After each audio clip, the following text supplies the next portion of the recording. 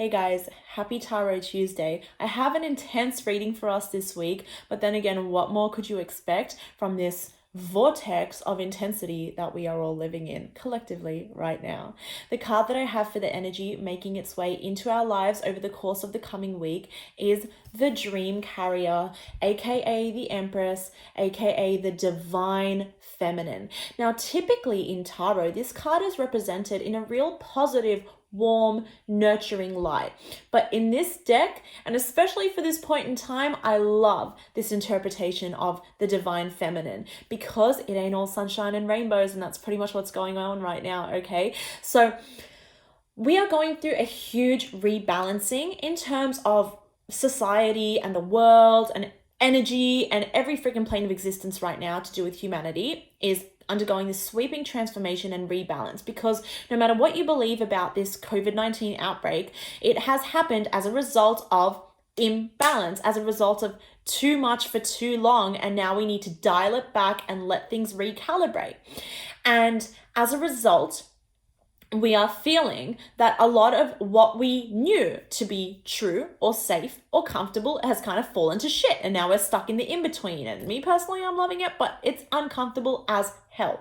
And one of these things that is needing to be rebalanced right now is masculine and feminine energy, where masculine has dominated for far too long at the expense, unfortunately, of the feminine.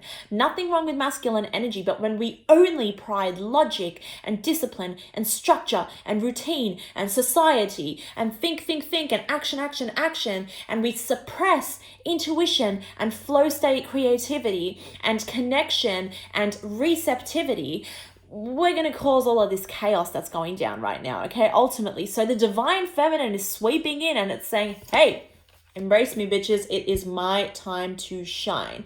Let's take a look at this card. Now, we have this queen of a woman sitting upon this throne in the middle of a lake in a dark forest. Now, the thing about feminine energy is that it's a little bit chaotic, okay? There's none of that routine. There's none of that structure.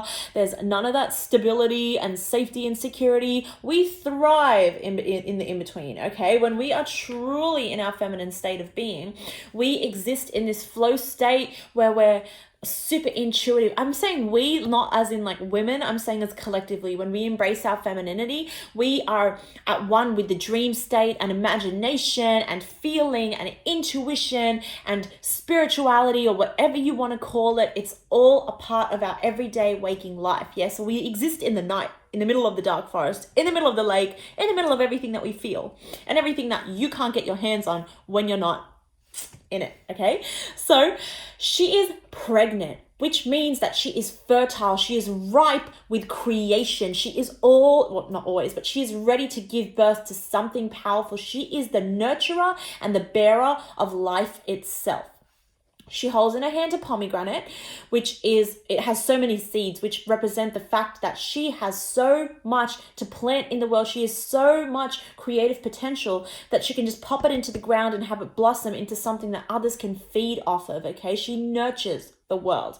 She holds the book of wisdom in her lap because everything that she knows and she feels deep inside of herself makes her so wise, and she has all the freaking answers because she can just close her eyes and feel into herself and tell you exactly what you need to know. There is also a child who has his back to her mother. It is a boy, which is interesting.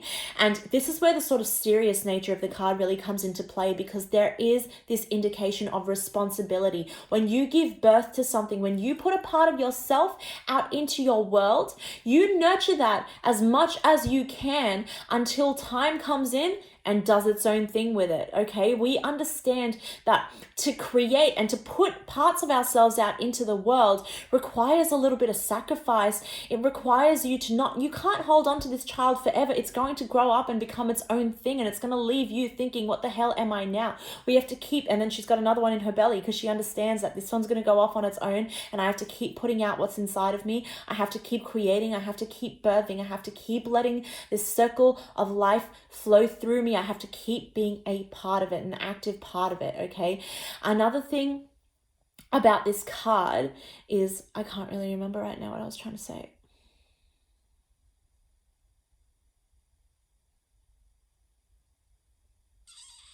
Let's just pretend I edited that out. I'm not going to be bothered to do it, but like it'll come to me. So what do we do with this feminine energy that's creeping into our life right now? No, not creeping. It's sweeping its life into our way into our life right now. What do we do with it? How do we get our hands on it? How do we make the most of it? This is interesting. I have for you the Nine of Wands. Now let's make our way over into the realm of fire, where we are trying, or our spirit is undergoing this process of transformation. It's like skyrocketing. It's like, like, we're about to explode. We can feel it. We're in the in-between. We're working our way actively towards trying to master ourselves and tap into what the hell is it that we really want to need? What is our purpose? Where do we belong? If reality can fall apart so easily, then who the fuck are we? And what does it mean to be me? And what is my role in this existence?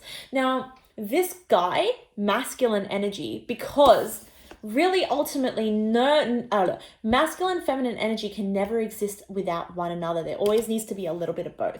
We always need the masculine to make sure that what we are birthing, what we are creating is actively being put out into the world, and that we are prioritizing and structuring flow state and creativity into our everyday lives. Okay, so the Nine of Wands, this figure is a freaking warrior. He is wearing no armor because he is unafraid of being wounded, because he understands that death is on his doorstep always, that he always has the potential to fuck himself up. Yeah, it's either something else is going to do it or he's going to do it to himself. There's always that potential, but he fights anyway. He is so resilient in the face of all the chaos that gets thrown your way when you are transforming, when you are ready to transform. It is never an easy process. He is actively ready to shed his old skin and to step into who he needs to be. Now, this card rings so true for us right now. We're this guy right here, and Corona's like, hey, bitch, I'm over here. And our old life is just like you've had to let go of that now, you know? You've had to like lose that part of yourself. Who the hell are you now? You're exposed. You've got this ocean, this vast ocean of feeling around you right now. We're fearful. We are being challenged, but we are having to be so strong in the face of everything that's been thrown our way. We have been wounded. We are healing from that. We are going to be tested. We are going to thrive our way through that. You are being called to step into your warrior energy and say, you know what? I know who I am. I feel for what I need. I'm going to fight my way through this. And yes, it's uncomfortable. And yes, it's gross. And oh my God, there's so much crap coming up for me right now. And man, I have to let go of so much right now, to the point where I don't even know who I'm going to be. But it doesn't matter, because I'm still me, and I'm still going to fight my way through it. This masculine warrior energy is helping us tap into our feminine energy, where it's like, I'm okay with being in the in-between. I am going to, that's the other thing that I wanted to say. There it is. Okay, so she is pregnant. Everything that she puts out into her world comes from inside of herself. So this is why we need to nurture ourselves first and foremost. We need to feed ourselves well. We need to cater to our needs. We need to tend to our wounds. It all starts with us. How do you care for yourself so that what is inside of yourself is nourished, so that what you then put out into your world is strong and ready to face the realities of everything that is around us? Yeah, if you can't take care of yourself, you will not thrive in the new world. You will fall apart. So take this time to step back, to step inside of yourself, to tune into what you feel and what means the most for you right now,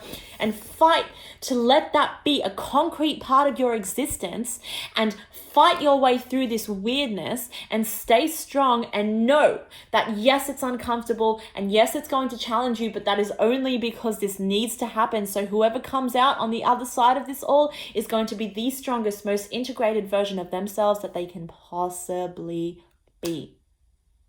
Thanks, guys. Let me know what you think in the comments.